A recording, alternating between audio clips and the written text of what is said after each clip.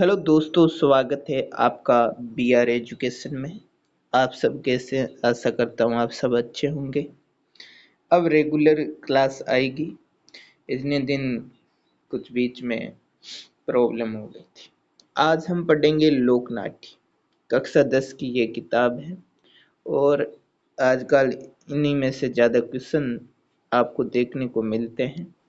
तो चलिए पढ़ते हैं। लोकनाट्य की परंपरा बहुत पुरानी है। एक एक चीज को ध्यान से पढ़ना है क्योंकि कथन कारण वाले वो क्वेश्चन आजकल ज्यादा बनते हैं।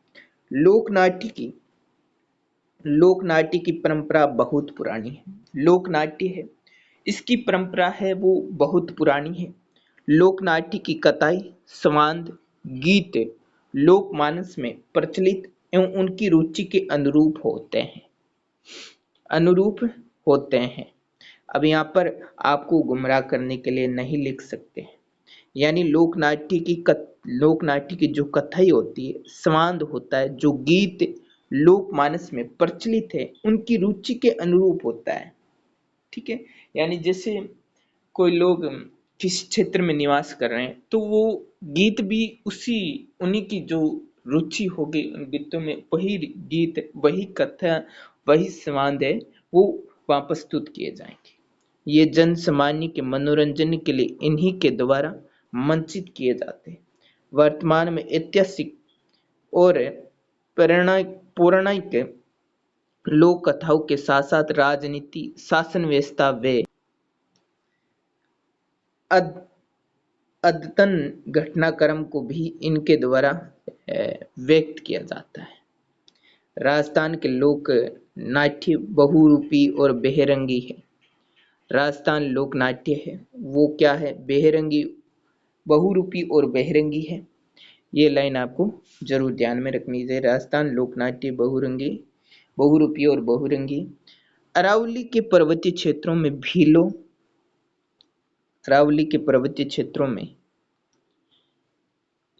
भीलों, मीणाओं, बंजारों और सेरिया ग्रासियों की रंगमयी संस्कृति की झलक देखने को मिलती है। यानी अरावली के जो पर्वतीय क्षेत्र हैं उनमें भीलों, मीणाओं, बंजारों, सेरियों और ग्रासियों की रंगमयी संस्कृति है, उनकी झलक देखने को हमें मिलती है। इनका प्राकृतिक परिवेश तथा देवी देवताओं में आस्था, जीवन, नृत्य, नाट्य और रंगीन परिधानों में डूबी संस्कृति का कारण है। राजस्थान के मरुस्थलीय क्षेत्रों में कठिन परिश्रम करने वाले लोगों के मनोरंजन का कार्य नट, मिरासी, भाट और मांड नामक पेशवर जातियों के लोग करते हैं। ठीक है। राजस्थान के मरुस्थलीय क्षेत्रों में कौन करते हैं? यानी राजस्थान का जो मरुस्थलीय क्षेत्र है वहां पर परिश्रम करने वाले लोगों के लिए जो मनोरंजन का कार्य है वो नट, मिरासी, भाट और भांड जो जातियां होती है वो करती है। इनके वार्तालाप व्यंग्य विनोद प्रधान होते हैं। व्यंग्य विनोद प्रधान यानी उनमें इतना ज्यादा व्यंग्य नहीं होता है, वो मजाक वाला व्यंग्य होता है। व्यंग्य वार्तालाप वाला यानी ज्यादा से ज्यादा बातचीत हो, वो वाला। अलवर भरतपुर क्षेत्र के लोकनाट्य में राजस्थान, हरियाणा, उत्तर प्रदेश लोक संस्कृतियों का मिलता जुलता रूप दिखाई देता है। देखो, अलवर भरतपुर क्षेत्र के लोकनाट्य में हमें क्या देखने को मिलता है? राजस्थान, हरियाणा, उत्तर प्रदेश की लोक संस्कृति का मिलता जुलता रूप दिखाई देता है। ध्यान से पढ़ना एक एक लाइन। ठीक है। धौलपुर, सवाई माधोपुर आदि क्षेत्रों के लोक नाट्यों पर ब्रजभूमि की संस्कृति का प्रभाव स्पष्ट झलकता है। धौलपुर और सवाई माधोपुर,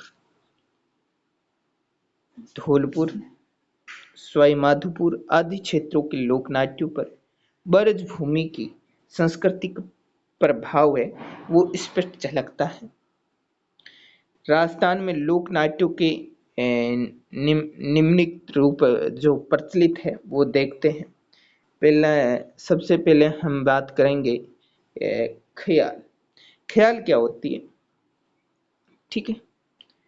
18वीं सदी की शुरुआत से ही राजस्थान में लोक नाट्यों में शामिल थे। इन ख्यालों की विषय वस्तु और पौराणिक और वीराख्यान से संबंधित होती है वीराख्यान से संबंधित होती है, जिनमें ऐतिहासिक तत्व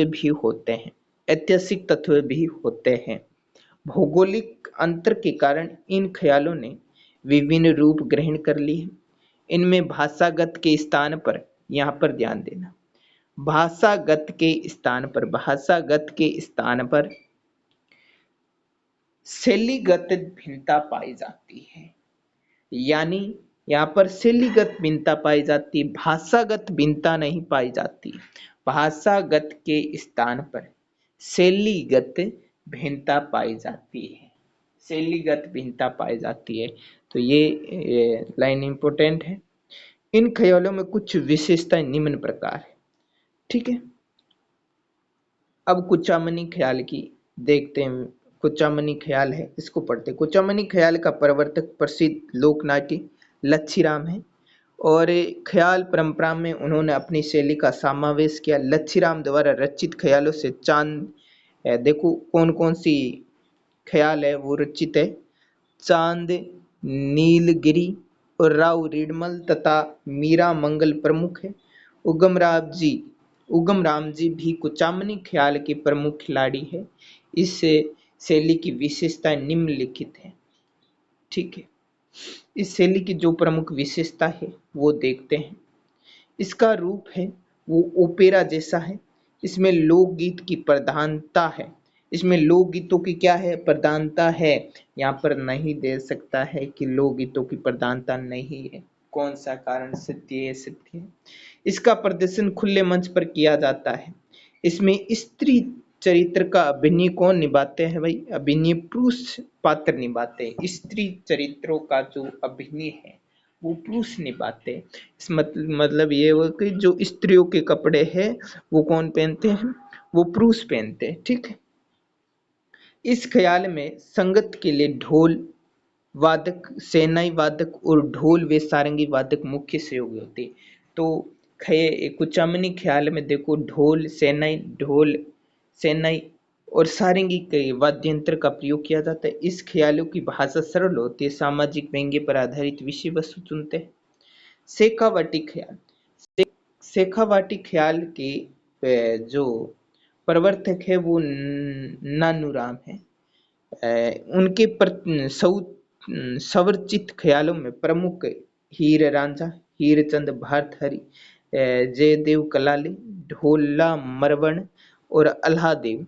इस लोकनाट्य शैली की प्रमुख विशेषता ये प्रभावी पद संचालन है। ये संप्रेषणीय शैली में भाषा मुद्रा में गीत गायन, वाद्य यंत्र में प्राय हारमोनियम, सारंगी, शहनाई, बांसुरी, नकारा, ढोल का प्रयोग किया जाता है। शेखावाटी ख्याल, शेखावाटी इलाके में नानूराम के शिष्य दुलिया राणा के ख्याल बहुत लोकप्रिय है। दुलिया राणा है, इस दुलिया राणा का जो ख्याल है वो बहुत लोकप्रिय है।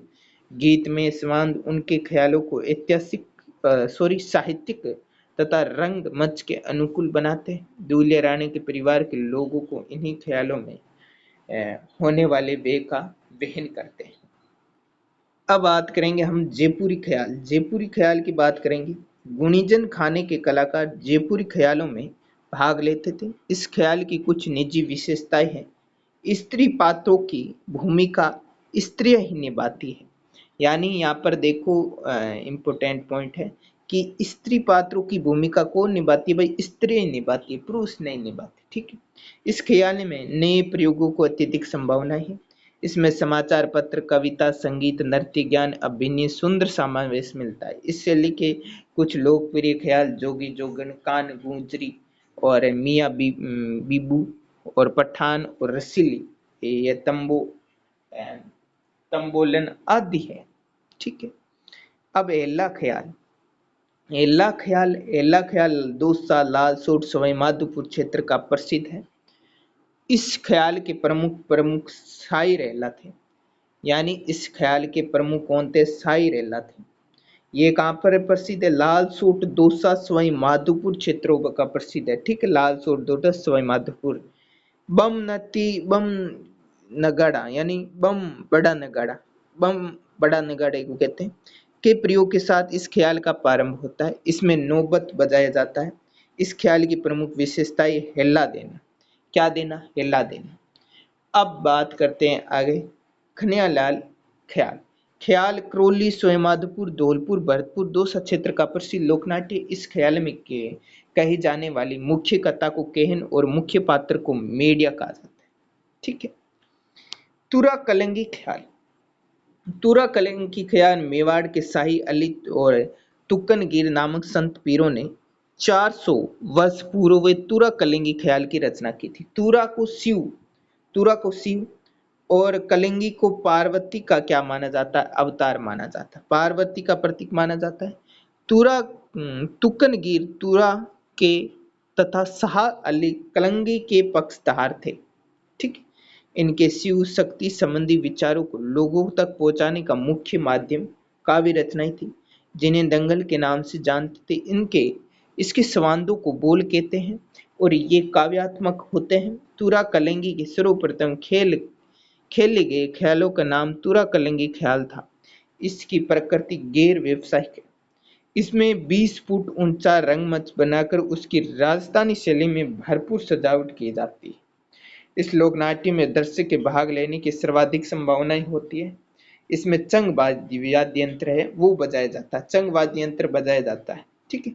इस ख्याल के मुख्य केंद्र गोसुंडी चित्तौड़गढ़ निम्बोड़ा नीमच मध्य प्रदेश। इन स्थानों पर इस ख्याल के सर्वश्रेष्ठ कलाकार जयदयाल चेतराम हमीद बेग और ताराचंद और ठाकुर ओंकार सिंह आदि है। ठीक। अरे गौरी, अब हम पढ़ेंगे गौरी। गौरी वादन संवाद प्रस्तुतिकरण और लोक संस्कृति के प्रतीकों में मेवाड़ की भीलों की गौरी अनूठी है। इसमें पौराणिक कथाओं, लोक कथाओं और लोक जीवन की विभिन्न झांकियों पर आधारित नृत्य नाटकें होती है। गौरी एक धार्मिक लोकनाट्य जो शिव भस्मासुर की कथा पर आधारित है। रक्षाबंधन के दूसरे दिन भादवा कृष्ण प्रतिपदा को खेजड़ी के दिन यानी खेड़ा देवी से भोपा गौरी मंच की आज्ञा लेता है। इसके बाद पात्रों को वस्त्र बनाते हैं और पात्र मंदिर में धोक ले देकर 9 लाख देवी देवता 64 योगिनी और 52 भैरव का स्मरण करते हैं। गौरी सवा महीने तक खेले जाती है, यानी ये सवा महीने तक खेली जाती है।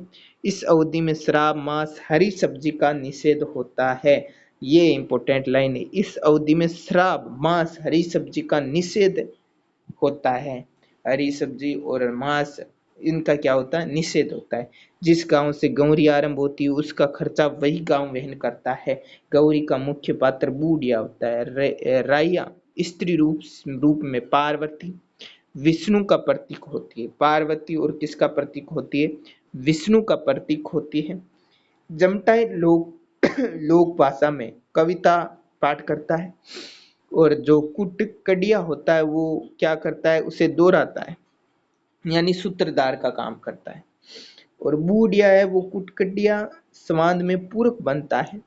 अन्य पात्र खेला कहलाते। गौरी में केवल पुरुष पात्र होते हैं, केवल पुरुष होते हैं, महिला होती नहीं। इसमें गणपति भमरिया मीणा कानगुजरी जोगी और खाड़लिया भूत लाखा बंजारा नटड़ी और माता शेर के खेल होते हैं। ठीक है। अब रम्मत। रम्मत होली के अवसर पर, देखो रम्मत है वो होली के अवसर पर जितने प्रकार के लोकानुरंजन राजस्थान में प्रचलित है उनमें रमत का विशिष्ट स्थान है। रमत जैसलमेर फड़ौदी बीकानेर में मुख्य रूप से, देखो जैसलमेर बीकानेर फड़ौदी रूप से आयोजित होती। इसमें राजस्थान के सुविख्यात लोक नायकों और महापुरुषों पर रचित काव्य रचनाओं को रंगमंच के ऊपर मंचित किया जाता है। मन्नीराम व्यास तुलसीराम और फागू महाराज सुआ महाराज तेज कवि जैसलमेरी आदि रमतों के प्रमुख रचयिता है। तेज कवि जैसलमेर ने रमत का अखाड़ा श्री कृष्ण कंपनी के नाम से चालू किया था। सन 1943 में उन्होंने स्वतंत्र बावनी जो रमत है उसकी रचना की और उसकी महात्मा गांधी को उसको भेंट किया था वो रमत। रमत सर्वाधिक उल्लेखनीय विशेषता है इसकी साहित्यिकता है। इस व्यवसाय के युग में रमत आज भी सामुदायिक लोक नाट्य का रूप देखने को मिलता है। रमत की मूल ऊर्जा टेरिया होते हैं। रमत मंच योजना खुले मोहल्ले और जो बाजार चौक में होती बड़े लकड़ी के पाटों पर राजा रानी बैठने के लिए छतरी नुमा सिंहासन बनाया जाता है। मुख्य मंच के चारों ओर दर्शक बैठते हैं। ऊंचे मंच पर वादक नगाड़ा तबला झांझ चिमटा तंदूरा ढोल हारमोनियम आदि लेकर एक कोने बैठते टेरी के बोल के साथ पात्र नाचते हुए अपनी कला प्रदर्शित करते हैं। बीकानेर की रमतों में आचार्य चौक की अमर सिंह राठौड़ की रमत और बिस्सो चौक की चौबल नौटंकी रमत और कीकाणी व्यास के चौक की जो जमुना दास जी की रमत है वो प्रसिद्ध है। ठीक है। तमाशा तमाशा जयपुर का प्रसिद्ध लोक नाट्य है। ये महाराज प्रताप सिंह के काल में शुरू हुआ था। भट्ट परिवार परंपरागत रूप से आज भी तमाशा को लोक मंचन करता है। फूलजी भट्ट और गोपी कृष्ण भट्ट और वासुदेव भट्ट इस परंपरा को जीवित रखते हैं। गोपीचंद हीर रांझा मुख्य तमाशे हैं। तमाशे का आयोजन खुले मंच पर होता है। ये बात याद रखना कि तमाशे का जो आयोजन होता है वो खुले मंच पर होता है जिसे अखाड़ा कहते हैं। संगीत नृत्य गायन इन तीनों को तमाशे में प्रधानता होती है। स्वांग स्वांग स्वांग एक परंपरा है। स्वांग का अर्थ किसी विशेष ऐतिहासिक जो प्रेरणा के लोक प्रसिद्ध समाज में प्रसिद्ध चित्रित और देवी देवताओं की तरह मेकअप करना वेशभूषा धारण करना यानी देवी देवताओं की जो रूप है वो रूप बनाना स्वांग गांव में अधिक प्रचलित है। इसका कलाकार बेरूपिया कहलाता है। इससे विलुप्त प्राय कला के सबसे नामी कलाकार केलवा का परशुराम है। यानी इसका जो विलुप्त प्राय कला का सबसे नामी कलाकार केलवा का क्या है परशुराम है। इसे प्रसिद्ध कलाकार जानकी लाल भांड है। ठीक है। भारत उत्सव में राजस्थान का प्रतिनिधित्व किया था जानकी लाल भांड। दूल्हे की बारात जब लड़की वाले के यहाँ चली जाती है तो पीछे से वर पक्ष की महिलाएं द्वारा वर वधु नकली रूप में जो स्वांग प्रदर्शित किया जाता है उसे टूंट या टूंटकी अथवा खेड़ या निकालना कहते हैं। इसमें एक महिला वर और दूसरी वधु बनती है। इनका नकली विवाह कराया जाता है। इससे एकमात्र उद्देश्य असली वर वधु आदि व्याधि से मुक्त रखने की मनोकामना है। अब देखो एक है लीला नाट्य। राजस्थानी लोक नाट्य में लीला नाट्यों की महत्वपूर्ण भूमिका है।